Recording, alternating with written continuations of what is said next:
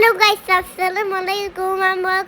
আমরা একটা গরু আছে আসলে কাটতে লইছিল যে দুসবে কোসে একটা বেডে টুবা দিয়ে মাইরাই সবাই দাওয়াত দিছে, সবাই দাওয়াত দিছে আমাকেও বাসা তাইয়া গরুর গোশত দিয়ে খাওয়ান ভাত। সবাই কি ঈদের দাওয়াত দিবল আমাকেও বাসাতে খাইয়া যান।